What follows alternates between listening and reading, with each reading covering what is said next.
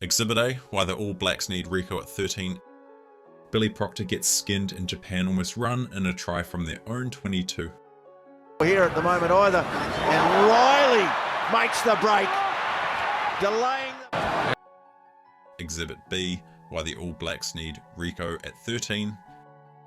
Anton Leonard-Brown gets beaten underneath and the Pumas run it in from halfway. And a chance out wide, beautiful pass to Chaka Barris. Now he gets his pass away, and City! Lucio City scores for Argentina. What a response. When Rieko's at 13, these long-range tries and line breaks never happen, but public opinion, everyone wants to get rid of Rieko and leak more of these long-range tries and line breaks. When Billy Proctor carved up Fiji and Japan in 2024 and returned to the Canes in 2025, All Blacks fans said, here it is, the real All Black centre. Do I have a bias? Absolutely.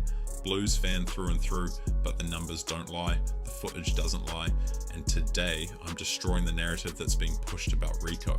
But it's not just Rieko's #1 fan here at Black Rugby, it's expert former players too.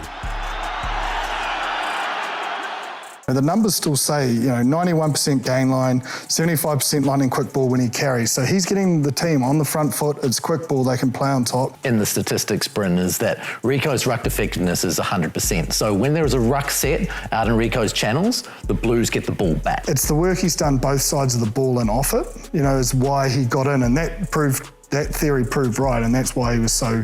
It's no different what they're seeing in Rieko in terms of that off-the-ball stuff, and those are the things that matter most within defensive systems, because... Let's start with Billy Proctor. Good player, 100%, great potential, definitely. Ready to replace Rieko in the All Blacks' biggest games, not quite. Proctor had fantastic games against Fiji and Japan, but folks, this was mid-year Fiji. Nowhere near as good as World Cup and end-of-year tour Fiji. Same for Japan.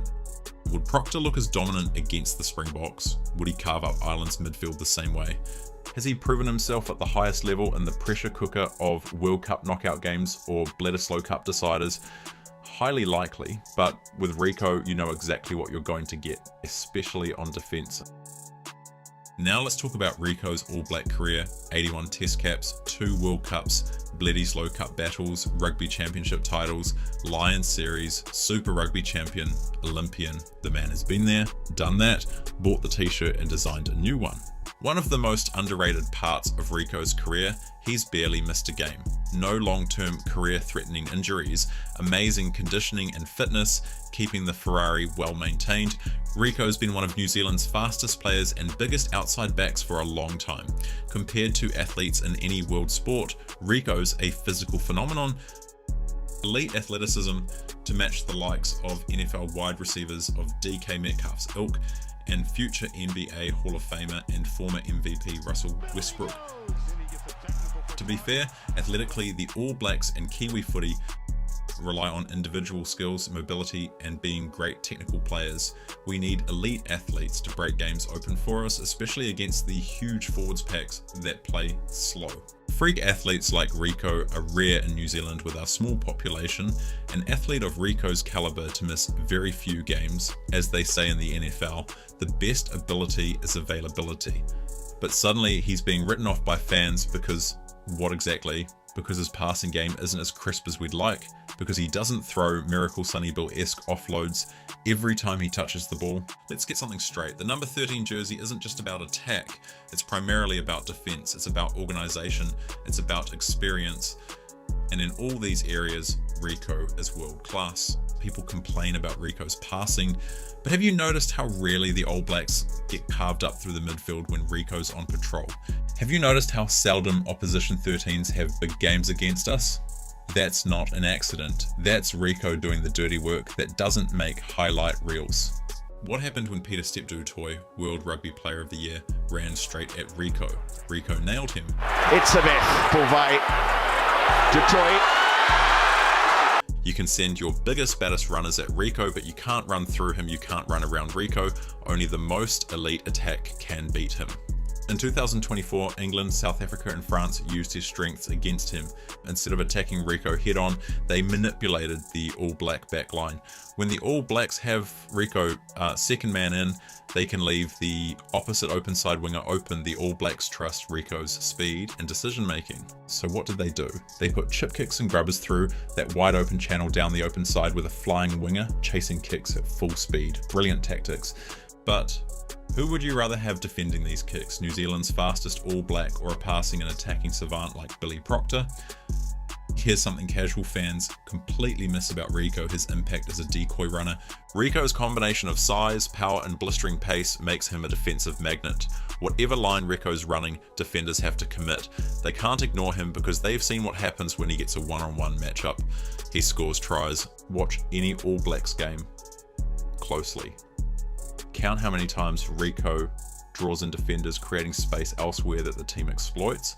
Count how many tries are scored because Rieko ran a dummy line that fixed multiple defenders in place. This is elite centre play that doesn't show up in highlight reels or stat sheets. And when he does get the ball, his brutality and speed is a nightmare. This try, the run before, it's all set up by Rieko's brutality. No run up, speed, technique, strength, brutality, and power from the All Blacks dynamo. This try, it's manipulation, using the threat of Rieko's brutality as the decoy. Weak shoulders are met with slick ball handling, manipulative line running, and footwork. England didn't want to leave Rieko open for a short pass, too fast, too brutal, so they gave Will Jordan and Mark Tellier too much time because of their fear of Rieko. The Boks have the bomb squad, the All Blacks have Rieko, nearly a positionless back, a player who can excel anywhere in the outside backs. He started as a wing, moved to centre, and guess what? He can still shift back to wing during a game if needed. This flexibility is absolutely crucial in the modern game, with teams like South Africa using 6-2 bench splits, 6 forwards, 2 backs.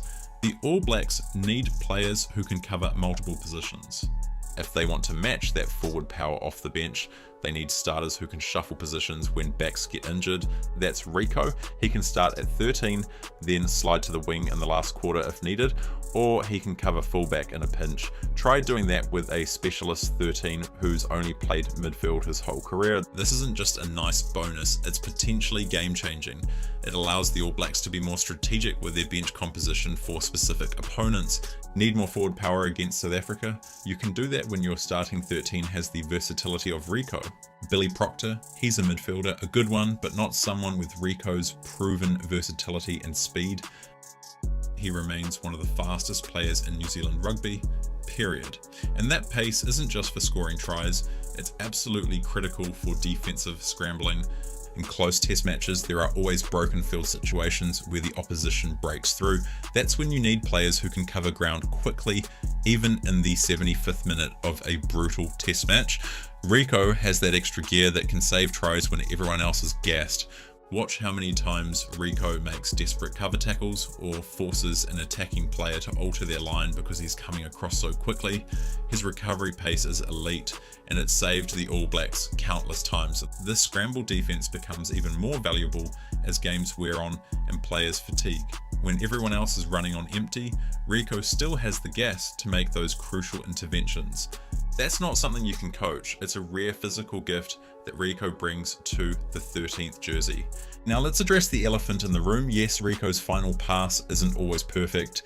Yes, he sometimes takes contact when an offload might have been on. Yes, he doesn't always put his wingers into space the way, say, Conrad Smith used to. But here's the brutal truth. Perfect passes get smashed in modern test rugby. The defensive lines are too fast, the tacklers are too powerful, the stakes are too high, the game is too slow. Sometimes taking contact is the right call. Sometimes holding onto the ball is safer than risking an intercept with a 50-50 pass. And let's talk context. Rieko plays for the Blues. If you've watched the Blues this season, and I have every single game, you know their game plan isn't about wide passing. It's about physical dominance, it's about winning collisions, it's about forward momentum. So Rieko hasn't been asked to be a distributor for his Super Rugby team. Then people complain when he doesn't instantly transform into a different player for the All Blacks. Billy Proctor, on the other hand, he's got the keys to the Canes backline. He's got the silky running and passing game. Billy's allowed to pick and choose his times to be a link man.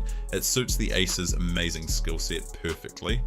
Finally, the experience factor, 81 test caps versus 2 2. Think about that for a second. 81 versus 2. That's not just a number, that's knowledge, that's understanding. That's having been there before and knowing what to do when the pressure is on. In tight games against top opposition, experience matters. It matters when you're defending your line in the 75th minute of a World Cup knockout game. It matters when you're trying to break down the Springbok defense to score a crucial try. It matters when split-second decisions can be the difference between winning and losing. So what's the verdict? Is Rieko the perfect 13? No. Does he have areas to improve?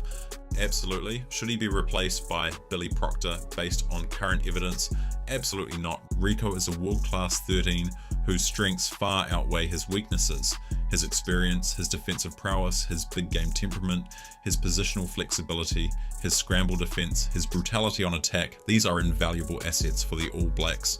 His work as a decoy runner and his success at the breakdown are elite elements of his game that casual fans completely overlook. Billy Proctor is an amazing player, a gun who is obviously good enough to be the All Blacks 13. The smart approach is to keep Rieko as the first choice 13, use Proctor strategically to give him more experience, and focus on building depth rather than creating unnecessary controversy. So next time someone tells you Rieko can't pass, remind them that rugby is about so much more than just one skill. It's about having a player who can defend, attack, clear rucks, run decoy lines, cover multiple positions, and make try-saving tackles with his recovery pace deep into a test match. It's about having Rieko. If you enjoyed this breakdown, smash that like button, hit subscribe, and let us know what you think. Is it Billy Proctor's time, or are the All Blacks better off keeping their rock at 13? Until next time, I hope you have a blessed day.